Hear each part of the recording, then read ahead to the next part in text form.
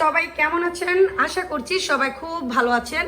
তো কালকে হলো শুক্রবার আর আমরা পরিবারের সবাই মিলে কালকে যাচ্ছি ওয়াটারে। আর এর জন্যই আজকে সবাই মিলে একসাথে বাজার করে পিকনিকের মতন আয়োজন করলাম আর সবাই মিলে একসাথে খাওয়া দাওয়া করবো, তার জন্য এত বাজারের আয়োজন করা হয়েছে। তো রিমাপু, এখানে ডাল কতটুকু নিয়েছেন আপনি? এখানে আধা কেজি ডাল হয়েছে, ডাল রান্না করবো। ওফ, কাঁচা আম, মাশাআল্লাহ। এটা দিয়ে তো ডাল রান্না করলে খুবই ভালো লাগবে না খেতে? আর লাউ দিয়ে কি রান্না করবেন? লাউ দিয়ে মুরগির মাংস? মাংস রান্না করবো।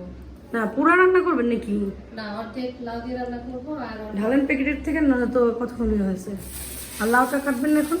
হ্যাঁ, লাউ কাটবো। তো এখানে মুরগি নিয়েছি আমরা 4টা, যত যে আমাদের ফ্যামিলির মেম্বার খুবই বড়, যার কারণে এখানে 4টা মুরগি নিয়েছি। আর মুরগি মনে হয় আলু দিয়ে ঝোল করে রান্না হবে, আর যে মুরগি গিলা কলিজা সেটা মনে হয় লাউ দিয়ে, রান্না করা হবে। হ্যাঁ লাউ দিয়ে রান্না করবে। আর এখানে হলো এই যে কাঁচা আম দেখে তো আমার পুরো এখনই খেতে ইচ্ছে করতেছে। আর যেই টক, আর এই হলো লেবু। এই তো। আর কালকে আমরা ওয়াটারে কিভাবে কি এনজয় করি সেটা আমরা পরবর্তী ভিডিওতে আপনাদের সবার সাথে শেয়ার করব।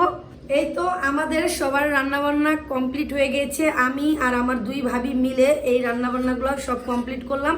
তো এখানে আছে মুরগির মাংস, আলু দিয়ে ঝোল করে ভাবি রান্না করেছে। তো মাশাআল্লাহ রান্নাটা খুব সুন্দর লাগছে, কালারটাও খুব সুন্দর এসেছে। আর এখানে রান্না করেছে মুরগি যেটা গিলা কলিজা পাও লাউ দিয়ে রান্না করেছে। তো এটাও মাশাআল্লাহ কমপ্লিট সুন্দর মতন হয়ে গেছে। আর সাথে করেছে আম ডাল।